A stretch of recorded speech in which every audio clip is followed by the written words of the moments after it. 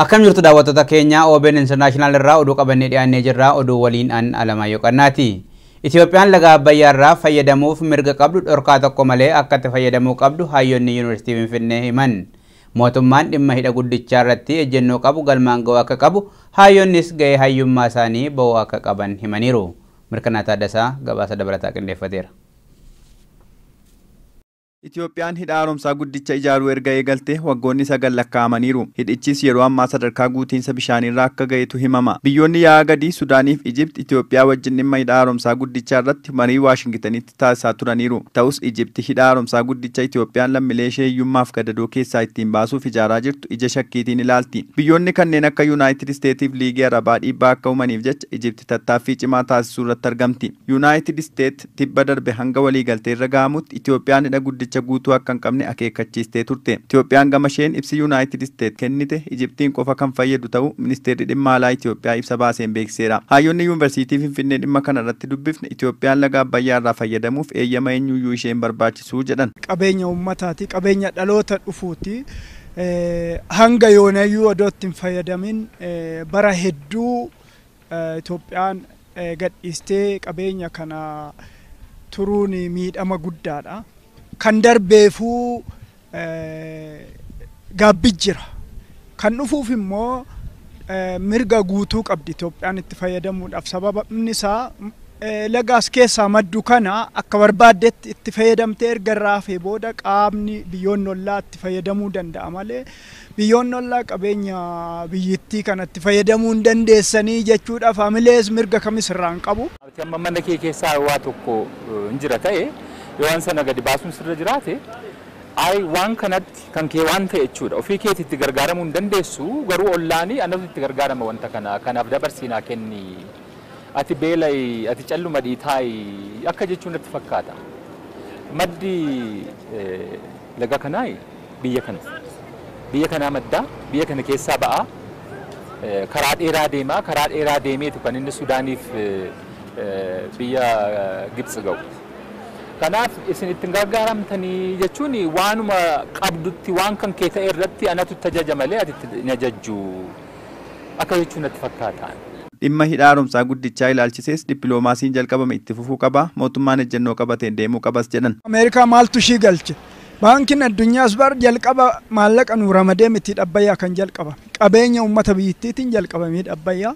Ameerikaanis as keessaa wanni ishii galchu tokko illee hin jiru. Ishiin faayidaa siyaasaa gaanfa Afrikaa irratti mataa ishiitiif barbaadduu fi biyyoota ollaa walitti buustee mataa warii rukuttee bu'aa siyaasaa argachuu barbaaddi waan ta'eefuu kana mootummaan biyyattii gamtaa Afrikaatti geessetoo dhimma kana biyyoota Afrikaa waliin mari'achuu fi hidha Abbayyaa mirgaan irraa qabu Itoophiyaa fi uummata Itoophiyaa ta'uu amansiisee biyyoonni ollaa immoo sadarkaa lammaffaa irratti akkaataa ittiin irraa fayyadamuu danda'an irratti sadarkaa gamtaa Afrikaatti biyyoota ollaa wajjin mari'achuu qaba. Karaa nagaa ta'anii dubbii kana waliin mari'atanii ilaa yoo akkas godhameetu sadan keenyayyuu biyya sadaniyyuu jechuudha. Yoo akkas godhameetu Itoophiyaanis hin miidhamtu, Sudaanis hin miidhamtu, Gibxis hin miidhamtu. Kanaafi akkasittiin itti gargaaramaa yookaan immoo akkasittiin itti gargaaramna wanti jiru yaada akkasii kun hamma achirra ga'amutti dubbiin karaa nagaa fala barbaachisuun dhaabachuun qabu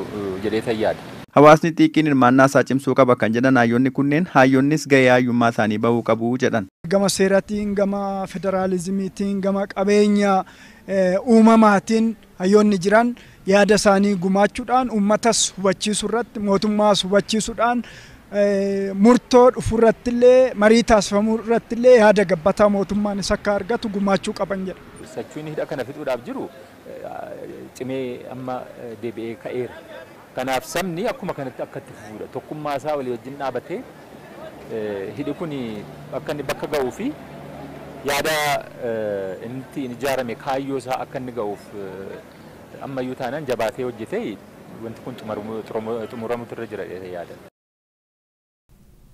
Yuunaayitid Isteet keessatti sababa vaayirasii koronaatiin waajjiraaleen mootummaa manneen barnootaa fi manneen nyaataa cufamaa jiru.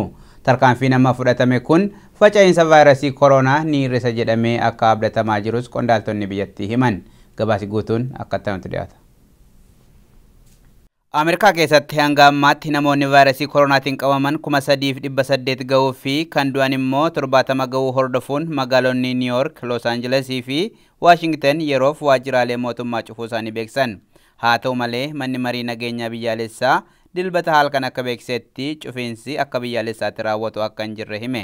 Bulchaan kutaa biyya New York Andrew Cuomo wiixata kana akka jedhanitti rakkoo magaalattii mudate loltoonni biyyattii ramadamanii dandeettii hospitaalotaa akka cimsan gaafachuun kun yoo ta'u baate garuu miidhaan kanaa olii ga'uu akka danda'u akeekkachiisan. Akka isaan jedhanitti injiinaroonni waraanaa hirmaachuun ijaarsaalee hospitaalaa fooyyessuun siree ciisichaa fi bakka dhukkubsattoonni hatattamaatti yaalaman akka qopheessan gaafatan. Gama biraatiin biyyoonni Awurooppaa kanneen akka Faransaay, Speen, Deenmaark, Niizerlaandii fi Ayirlaand miidhaa dhukkubni koronaa geessisu sodaachuun daangaa isaanii cufanii jiru. Miseensota gamtaa Awurooppaa keessaa hedduu kan miidhamte Xaaliyaanii keessatti dhukkuba vaayirasii koronaan wal qabateen lammiileen ishee 1,800 yommuu du'an haala kanaan yoo itti fufee dhuma ji'a itti aanutti namoonni 90,000 ta'an vaayirasii kanaan ni qabamu jedhamee tilmaamamaa jira. Yuunaayitid Kingdom dhimma kana ilaalchisuun hanga ammaatti ibsa yoo kennu baattes waajjiraalee mootummaa akka cufamaniif dhiibbaan irra gahaa jira. Oduu wal qabateen miidiyaaleen mootummaa Iraan akka gabaasanitti qondaalli mootummaa kan biraan dhukkuba vaayirasii koronaan du'anii jiru.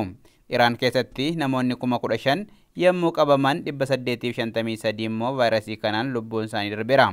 Raashiyaa naannoo magaalaa Moskootti immoo dhukkubsattoota vaayirasii koronaatiif hospitaalli namoota 500 simachuu danda'u yeroof ijaaramaa jira. Biyyoota gamtaa Awurooppaa hedduu keessatti manneen barnootaa kan cufaman yommuu ta'u, Oostiriyaa keessatti namoota 5 ol ta'anii wal gahuun dhorkaadha. Biyyoonni gamtaa Awurooppaa kana malees qajeelfama adda addaa baasuun to'annoo daangaa isaanii cimsaa jiru.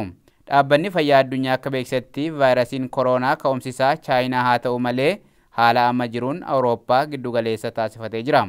Akka waliigalaatti guutuu addunyaarraa vaayirasii koronaatiin namoonni du'an 6,000 ol yommuu gahan 162 ol kan ta'an immoo qabamanii jiru.